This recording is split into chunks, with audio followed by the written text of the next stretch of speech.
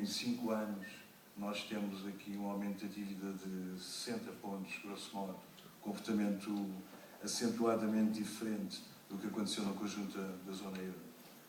No que diz respeito à dívida privada, a situação não é igual. Nós temos um endividamento, logo desde o início da integração, um endividamento privado muito importante, e reparem que em 2013 somos seguramente um dos países onde o endividamento privado no conjunto da Europa a 27 é mais significativo.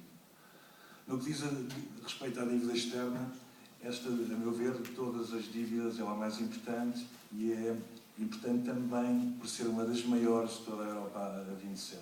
Esta é a posição de Portugal e vejam seguidamente qual é a relação entre o endividamento externo português e o do resto da Europa.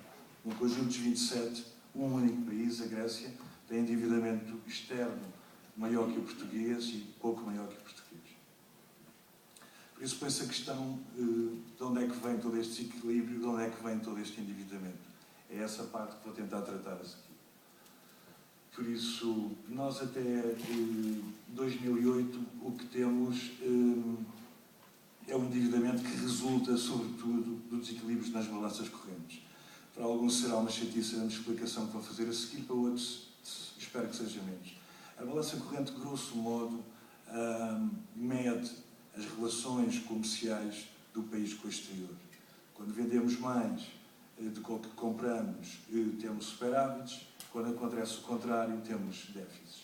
Por isso, na minha maneira de ver, de analisar este problema, o que temos é um desequilíbrio que se acentua tremendamente com a integração monetária, o endividamento externo esse que tem inevitavelmente como contrapartida, como tentarei mostrar a seguir, endividamento público ou endividamento privado, ou ambos.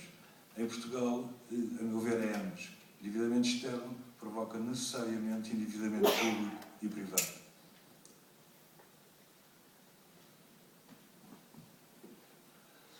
De onde é que vem este desequilíbrio das balanças correntes? Penso eu ser a pergunta que se põe a seguir. E não só, mas também o fator fundamental, na minha análise,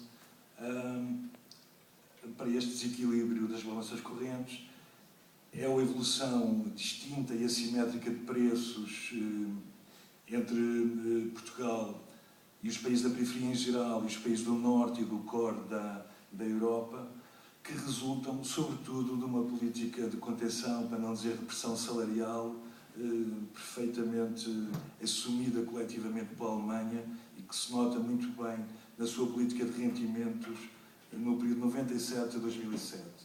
Tenho aqui uns números que são sempre um bocadinho aborrecidos e que, ao contrário do que diz muita gente, penso que mentem, e isto eu não vou dizer que é a minha mentira, mas é a minha análise do que é que as diferentes políticas de rendimentos na Europa, ou seja, de evolução salarial, qual é o seu resultado em termos de superávites e de déficits no conjunto.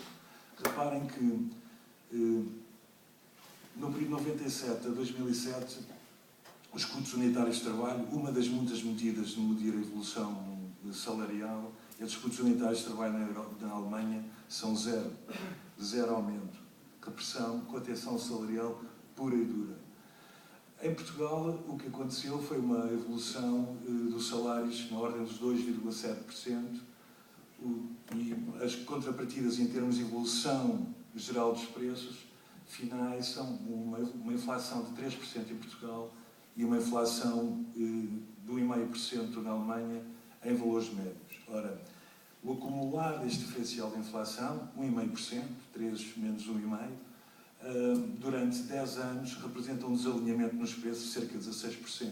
Ou seja, para nós é 16% mais fácil comprar ao exterior, 16% mais difícil vender ao exterior. Daqui resultou, por esta razão, mas não só, mas sobretudo, a meu ver, resulta um grande desalinhamento nas balanças correntes. Para além desta questão da política de rendimentos na Alemanha, a União Europeia, o BCE aponta aqui outra razão absolutamente importante, mas relacionada com a primeira. Um conjunto de países tem relações económicas, uma zona passa a importar bastante mais do que o que exporta, o contraste simétrico naqueles que têm superávites, e surge daí a necessidade de reciclar estes superávites. Estes superávites, basicamente, é o crédito, resultam basicamente no crédito concedido pelo norte e centro da Europa ao sul. Mas a abundância de crédito resulta em crescimento de preços. É esta assunção, ou este reconhecimento que o BCE vem fazer tardiamente, em março deste ano. Aqui, outro modo de representar esta distinta evolução de preços. Não é? Apesar de vivermos a integração monetária, continua a ser possível fazer simular uma taxa de câmbio, no caso a taxa de câmbio efetiva real, que estaria adequada à diferente evolução dos preços no norte do nosso país relativamente ao conjunto dos países com quem tem relações comerciais. E reparem que, se tomarmos como base o ano 94, nós temos um pico em 2008 nesta taxa de câmbio. Isso está sobrevalorizada em cerca de 13%. Reparem que atinge o seu ponto máximo de sobrevalorização em 2009. E reparem agora o efeito desta sobrevalorização na balança corrente. Reparem naquela linha castanha e reparem 2008 e 2009, a diferença entre importações e exportações, grosso modo, que o nosso país tinha, uma diferença negativa e que por isso gerou o endividamento externo, que por isso teve contrapartida no endividamento privado e público interno. Esta noção está aqui representada de outro modo. É uma análise, a meu ver, simples, mas potente para perceber toda a questão do endividamento e da interconexão entre estas três componentes. Por simples identidade contabilística, o que resulta é que, como tenho dito, endividamento no setor externo tem que ser necessariamente igual a endividamento no setor privado e no setor público.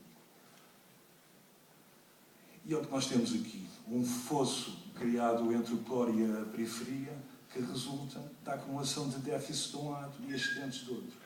Reparem no balanço financeiro do setor externo em Portugal, no período 97-2007, e reparem naquele número 9,5, que é o valor médio do nosso déficit com o exterior. Esse valor, 9,5%, teve uma contrapartida. 3,6% de déficit no exterior, do setor público, 5,8% de déficit do setor privado.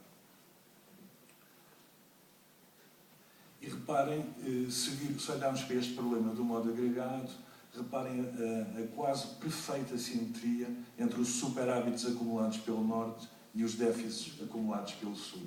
A balança corrente, desculpa por não ter traduzido, de facto não consegui fazê-lo a tempo, mas reparem que, de um modo agregado, os superávites de uns são os déficits dos outros. Claro que a acumulação de déficits gera dívida e, por isso, essa simetria que vimos, que resulta da divergência em balanças correntes, pode ver-se também no endividamento acumulado e no grande gap que se abre entre Norte e Sul.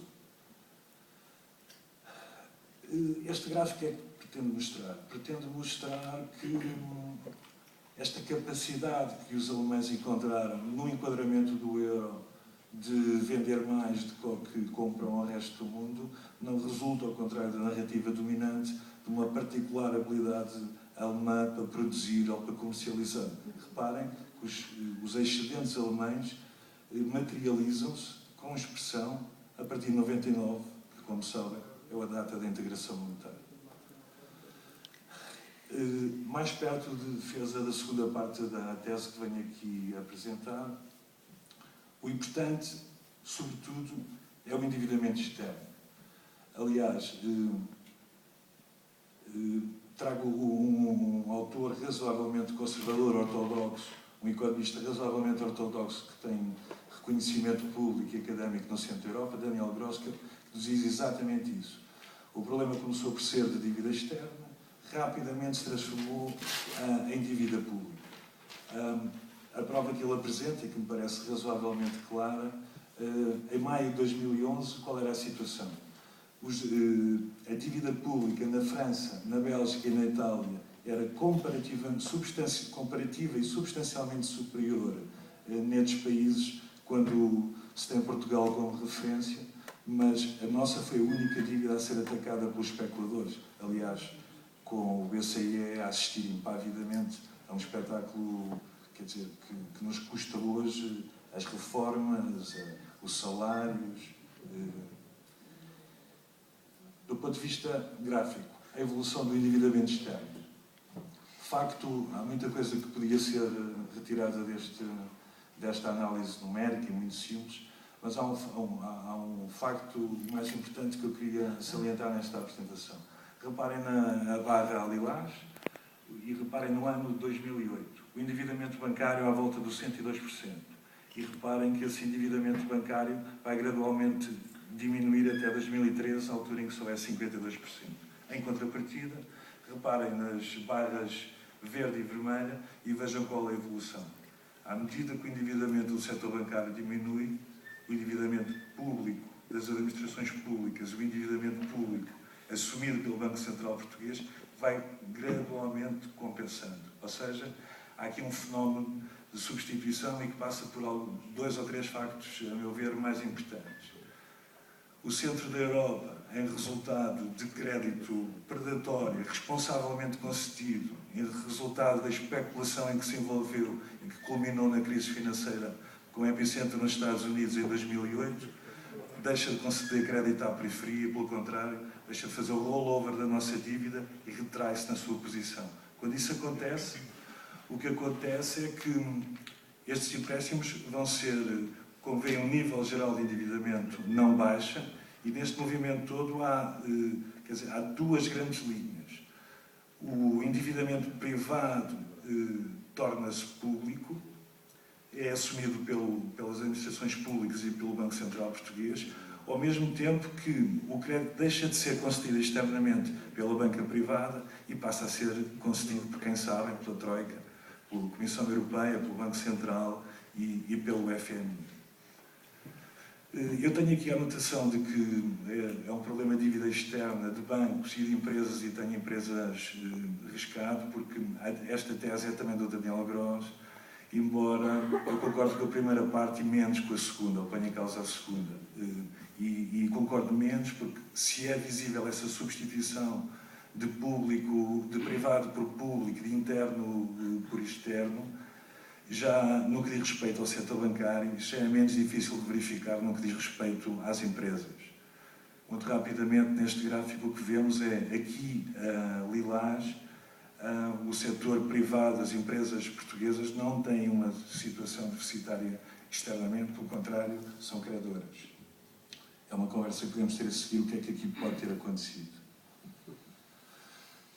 Tivemos a ver qual era a situação da dívida até 2008, qual foi a sua evolução, mais algumas notas para falar um pouco sobre o que é que aconteceu depois de 2008.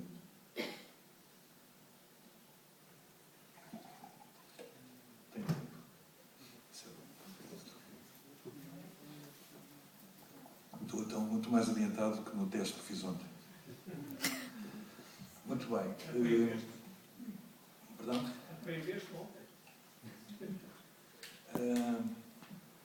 Razões para o aumento substancial da dívida depois de 2008. Começamos por aquelas em que é possível concordar com o FMI naquilo que é discordância com a narrativa dominante, a meu ver, tristemente dominante em Portugal. A dívida sobe a partir de 2008, não porque o Estado seja mau gestor, não porque tenha havido descontrole da política orçamental, mas porque Portugal, o resto da Europa, aliás, uma boa parte do hemisfério norte, entra em recessão face às práticas especulativas a que me referi há pouco. Por isso, recessão e altas taxas de juros são duas componentes muito importantes do aumento muito significativo da dívida pública a partir de 2008. Então, estou a andar ao contrário.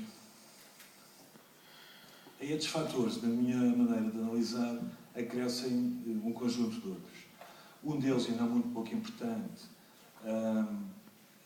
que no fundo representa a dinâmica fundamental da economia, o resto são episódios que resultam da decisão política, mas no que diz respeito ao fundamental, o que existe a partir de 2008 é uma necessidade do setor privado altamente endividado proceder ao desendividamento, à desalavancagem. Acresce, ou em cima destes fatores, a dívida pública cresce porque o sistema financeiro privado precisou do dinheiro público e alguém tomou a decisão de lhe o conceder, nas circunstâncias que o fez. E, a seguir, e também com muita importância, o facto da economia ter abrandado por efeito das políticas de austeridade é uma componente decisiva também para o aumento significativo da dívida pública. Na fase seguinte vou pronunciar-me sobre a segunda parte, a parte mais baixa do parágrafo, e de algum modo regressar à análise anterior. Interconexão entre externo, público e privado. Reparem, aqui o que vai acontecer é o privado deixa de ter déficits significativos como teve até 2007. Esses déficits significativos, quando desaparecem do privado, só podem desaparecer em duas circunstâncias. Ou o setor público assume esse déficit, ou as nossas contas com o exterior melhoram. É o que estou a dizer aqui. E agora, em termos gráficos, o que é que nós vemos aqui? A ilustração daquela identidade fundamental. Reparem na linha verde, que representa os déficits em termos históricos do setor privado. Reparem que estamos em 2008 num dos picos de déficit, de saldo anual, à volta dos 6%. Em 2008 há uma crise financeira, o setor privado precisa desalavancar, regressa muito rapidamente a uma situação de equilíbrio, à volta de 0%, e nesta situação uma de duas coisas podia ter acontecido. Ou a linha azul baixava abruptamente, ou seja, passávamos a exportar muito mais do que importávamos, ou então o setor público tinha que assumir esse saldo por força da identidade contabilística. E é o que nós temos aqui. O privado desendivida-se, o público assume o endividamento, porque não foi possível recuperar um extraordinário déficit de 9,5%, como vimos há pouco, nos 10 anos entre 97, não foi possível recuperar rapidamente. Como é que, resultado de todas estas influências, como é que se porta a dívida pública, então, e em resumo, a partir de 2007, 2008?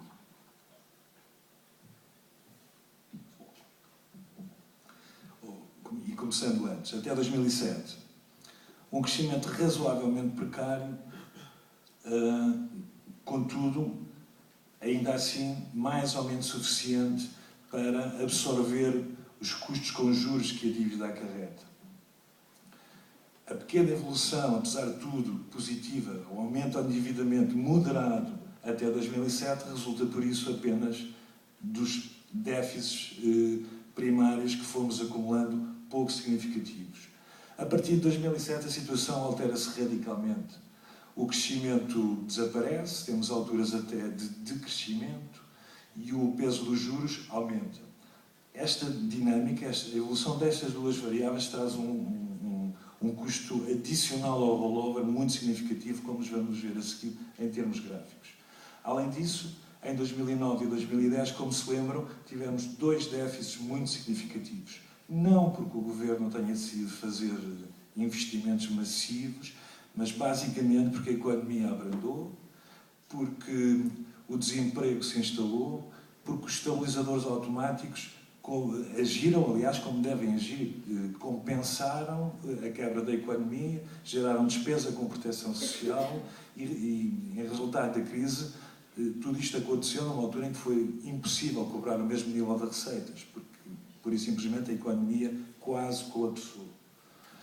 A partir nestes anos, em 2011, 2012 e 2013, para além da dívida que resulta da dinâmica própria da economia, há um conjunto de operações da dívida, designadas por ajustamento de estoque ou ajustamento de déficit de dívida, que são operações que não passam no orçamento de Estado, que são decisão política, que são todas as outras operações que não resultam do orçamento e que foram muitíssimo significativas. Vamos ver, grosso modo, quais são.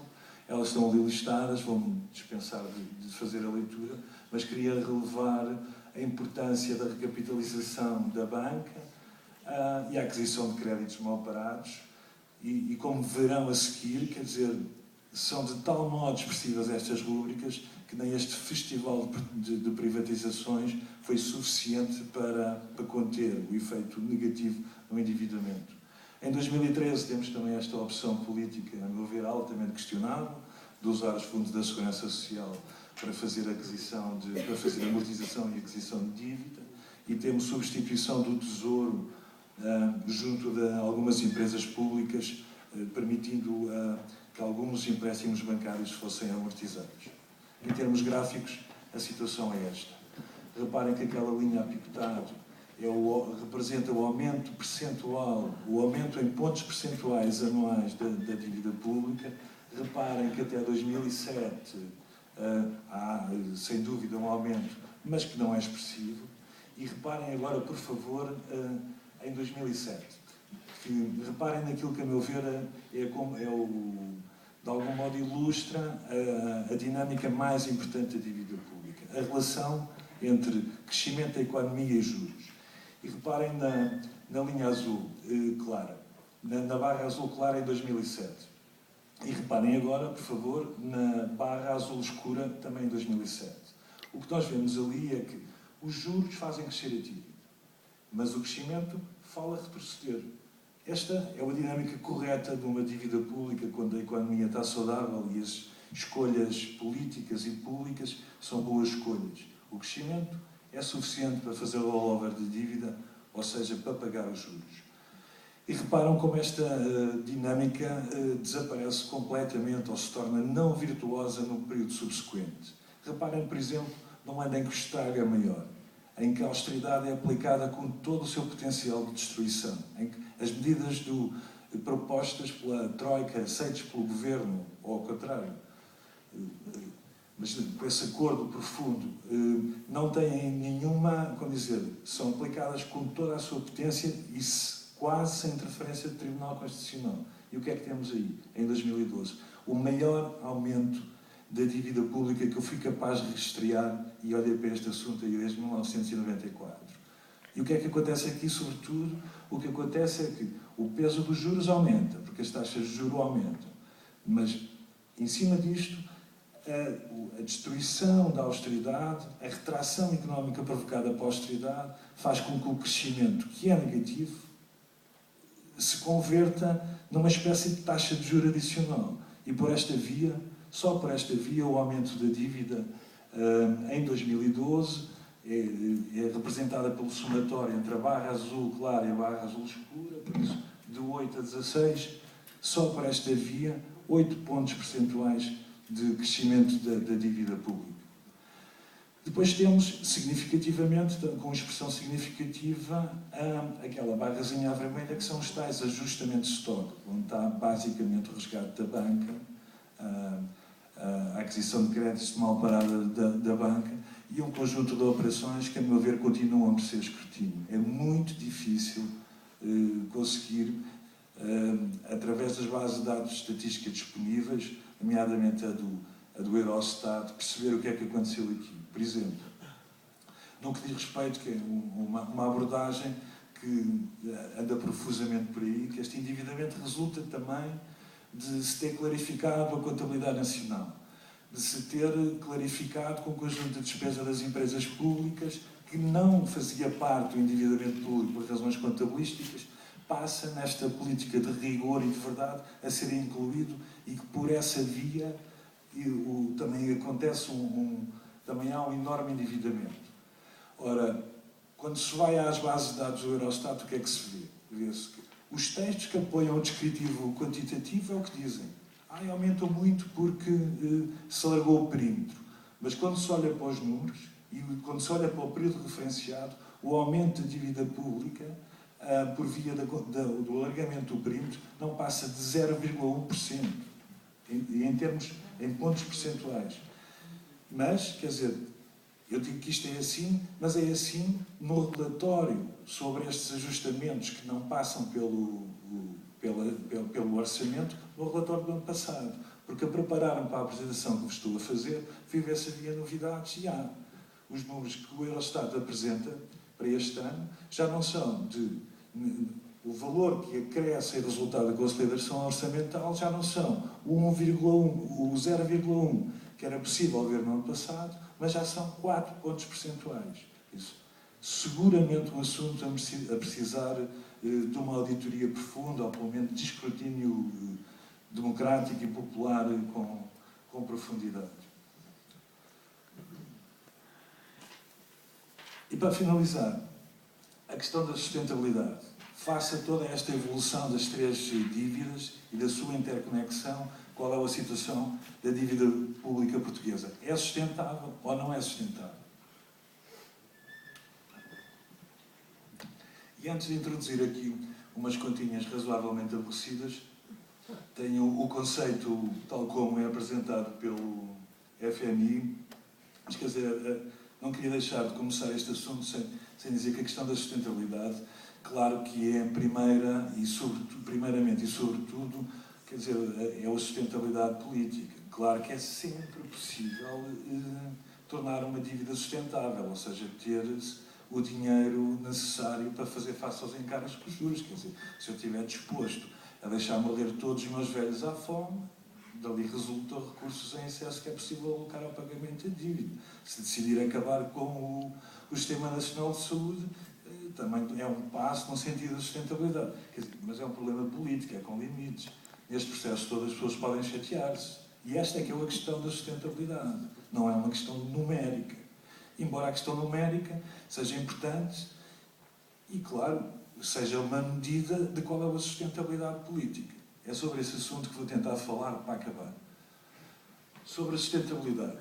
Daquela primeira regra de sustentabilidade que o FMI apresenta, resultam duas outras. A primeira, mais fácil de perceber e mais ou menos incontornável, é a que diz que uma dívida é insustentável quando o crescimento da economia, a taxa de crescimento da economia, se torna inferior ao que custa, em termos percentuais, o rollover da dívida, ou seja, as despesas com juro. Em termos gráficos, parece-me que a situação é muito elucidativa e talvez dispensem que faça grandes interpretações. No que diz respeito à solvência da dívida, aqui o conceito é um bocadinho mais rebuscado, mas só à primeira vista e para quem não está habituado, porque depois de alguma reflexão o conceito é razoavelmente fácil também. Aqui este conceito o que é que diz? Diz que, claro, vimos há pouco que os juros podem ser anulados ou não pelo crescimento da economia. E era essa a primeira noção que parte esta definição. A diferença entre os juros que temos que pagar, o crescimento que a economia tem, esta diferença, multiplicada pelo estoque de dívida acumulada no passado, gera um valor, que é o valor que tem que ser pago. A situação das contas públicas nesse ano, ou seja, a diferença entre despesas e receitas, tem que ser de tal modo que seja capaz de encaixar esta diferencial pelo produto. Taxa de juros, taxa de crescimento, vezes dívida, dá um valor que tem que ser igual à posição orçamental primária. O gráfico ali está, é o que ilustra. Temos a linha azul, que representa o snowball, ou seja, e mais uma vez, peço desculpa, juros menos crescimento vezes dívida, é a linha azul. O que é que diz a definição? Para a dívida não cair numa situação de não solvência, a linha vermelha, que representa a posição orçamental, tinha que ser igual à linha azul.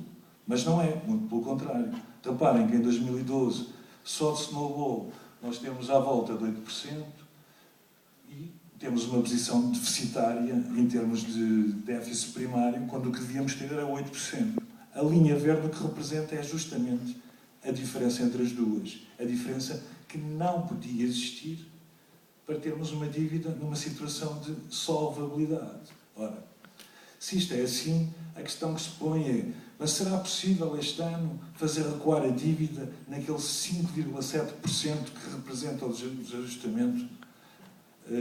Só para terem uma ideia do valor que está em causa, 5,7% é um valor razoavelmente superior ao custo anual do Sistema Nacional de Saúde, ao custo anual do Sistema Nacional de Ensino.